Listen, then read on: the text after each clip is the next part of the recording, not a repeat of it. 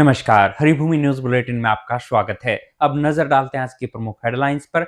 आम बजट 2026 में रक्षा और स्वास्थ्य पर फोकस, आम आदमी के टैक्स स्लैब में बदलाव नहीं। ट्रंप का बड़ा दावा, भारत अब ईरान नहीं वेनेजुएला से खरीदेगा तेल। पीएम मोदी ने जालंधर में डेरा बल्ला में संत निरंजन दास का लिया आशीर्वाद।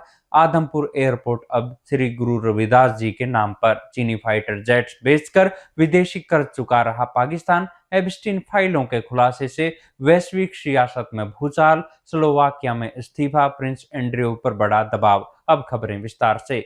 सबसे पहले बात करते हैं केंद्रीय बजट की। वित्त मंत्री निर्मला सीतारमण की ओर से संसद में पेश किया गया वर्ष 2026-27 का केंद्रीय बजट देश की सुरक्षा और बुनियादी ढांचे को नई मजबूती देने वाला नजर आ रहा है। ऑपरेशन सिंदूर के बाद उपजी वैश्विक चुनौतियों को देखते हुए सरकार ने रक्षा बजट में 15.2% की भारी बढ़ोतरी कर इसे 7.85 लाख करोड़ रुपए का कर दिया है। बजट का मुख्य आकर्षण सेना का आधुनिकीकरण और स्वदेशी हथियारों की खरीद है, जिस पर पूंजीगत व्यय में 22% का इजाफा किया गया है। स्वास्थ्य क्षेत्र में राहत देते हुए सरकार ने कैंसर की 17 महत्वपूर्ण दवाओं पर से आयात शुल्क हटा दिया है, जिससे इलाज सस्ता होगा। साथ ही आयुर्वेद को वैश्विक पहचान दिलाने के लिए 3 नए आयुर्वेदिक एम्स और 5 मेडिकल हब बनाने की घोषणा की गई है। मध्यम वर्ग के लिए हालांकि इनकम टैक्स स्लैब में कोई बदलाव नहीं हुआ है, लेकिन रिवाइज रिटर्न भरने की समय सीमा बढ़ाकर थोड़ी राहत दी गई है। कनेक्टिविटी को बढ़ावा देने के लिए देश में 7 नए हाई स्पीड रेल कॉरिडोर और महिलाओं की आर्थिक मजबूती के लिए लखपति दीदी की तर्ज पर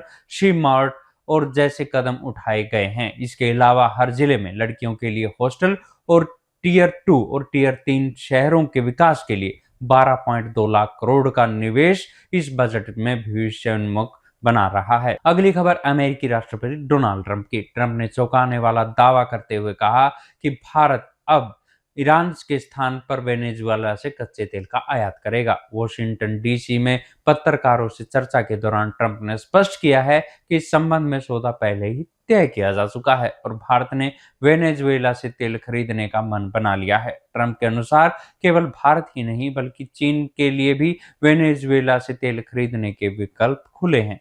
ये बयान रणनीतिक रूप से बेहद महत्वपूर्ण है, क्योंकि प्रधानमंत्री नरेंद्र मोदी ने हाल ही में वेनेजुएला के कार्यवाहक राष्ट्रपति डेल्सी रोड्रिग्स से फोन पर विस्तृत चर्चा की थी। हालांकि भारत सरकार ने अभी तक ट्रंप के इस दावे पर कोई आधिकारिक मोहर नहीं लगाई है, लेकिन तेल बाजार के विशेषज्ञों का मानना है कि रूस और ईरान पर बढ़ते प्रतिबंधों के बीच भारत अपनी ऊर्जा सुरक्षा के लिए नए विकल्पों की तलाश कर रहा है। वेनेजुएला दुनिया के सबसे बड़े तेल भंडार वाले देशों में एक है, लेकिन अमेरिकी प्रतिबंधों के कारण भारत ने 2019 के बाद वहां से आयात काफी कम कर लिया था। अब रिलायंस इंडस्ट्रीज जैसी बड़ी कंपनियां भी वेनेजुएला से कच्चा तेल दोबारा शुरू करने के लिए अमेरिकी प्रशासन से मंजूरी लेने की कोशिश कर रही है। यदि डील हकीकत बनती है तो ये न केवल भारत की ईरान पर निर्भरता कम करेगी, बल्कि वैश्विक जियोपॉलिटिक्स के समीकरणों को भी पूरी तरह से बदल देगी। अब बात करते हैं प्रधानमंत्री नरेंद्र मोदी के पंजाब दौरे की। प्रधानमंत्री ने रविवार को जालंधर स्थित रविदासिया समाज के सबसे प्रतिष्ठित धार्मिक केंद्र डेरा सचखंड बल्ला पहुंचकर एक नई आध्यात्मिक और रणनीतिक इबारत लिखी।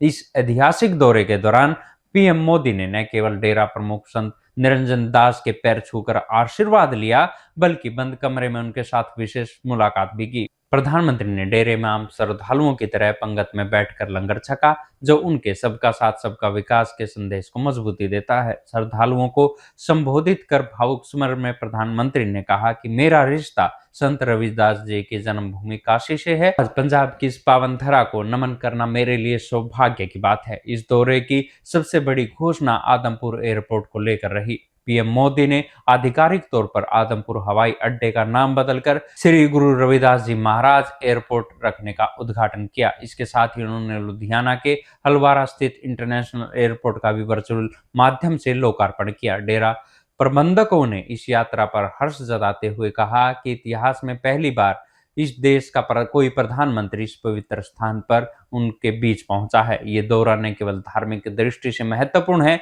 बल्कि पंजाब की राजनीति और दलित चेतना के लिहाज से भी इसके गहरे मायने निकाले जा रहे हैं। जानते हैं पाकिस्तान का हाल। आर्थिक बदहाली के दौर से गुजर रहा पाकिस्तान अब अपना कर्ज उतारने के लिए चीन के हथियारों का सहारा ले रहा है। इस्लामाबाद के बल्टर डील और ऑलवेज ब्रदर डील के तहत सऊदी अरब, नाइजीरिया और अजरबैजान जैसे देशों को चीनी तकनीक से बने JF-17 थंडर फाइटर जेट्स बेचने शुरू कर दिए हैं। हाल ही में पाकिस्तान ने सऊदी अरब को ये जेट बेचकर अपने 17,000 करोड़ के कर्ज में से 18,000 करोड़ की किस्त चुकाई है। पाकिस्तान के कामरा में स्थित प्रोडक्शन यूनिट में चीन के चोंगदुंग एयरक्राफ्ट कॉरपोरेशन हर साल करीब 50 फाइटर जेट तैयार कर रहा है। हालांकि इन सौदों का असली फायदा चीन को हो रहा है, क्योंकि एक जेट की बिक्री का 80% से ज्यादा हिस्सा बीजिंग के खाते में जाता है। खास बात यह है कि चीन अपने हथियारों को बैटल रेडी साबित करने के लिए पाकिस्तान का इस्तेमाल कर रहा है, क्योंकि चीन ने खुद दशकों से कोई युद्ध नहीं लड़ा है। एक तरफ पाकिस्तान तुर्की के साथ मिलकर आत्मघाती ड्रोन बनाने की तैयारी कर रहा है, दूसरी तरफ प्रधानमंत्री शहबाज शरीफ ने अपनी बेबसी जाहिर की है। उन्होंने शुक्रवार को स्वीकार किया कि बार बार विदेशों से कर्ज मांगना उनके आत्मसम्मान पर बोझ है और कई बार मजबूरी में उन्हें सख्त शर्तें माननी पड़ती है। ये स्थिति दर्शाती है कि पाकिस्तान अब केवल एक देश नहीं बल्कि चीनी हथियारों के लिए एक मार्केटिंग एजेंट बनकर रह गया है। आखिर में बात करते हैं यौन अपराधी जेफरी एप्स्टीन की। अमेरिकी न्याय विभाग की ओर से यौन अपराधी जेफरी एप्स्टीन से जुड़ी लाखों गोपनीय फाइलों को सार्वजनिक किए जाने के बाद अंतर्राष्ट्रीय राजनीति में जबरदस्त हड़कंप मच गया है। इन दस्तावेजों के सामने आते ही स्लोवाकिया के राष्ट्रीय सुरक्षा सलाहकार मिरोस्लाव लाजकाओ ने अपने पद से इस्तीफा देना पड़ा है।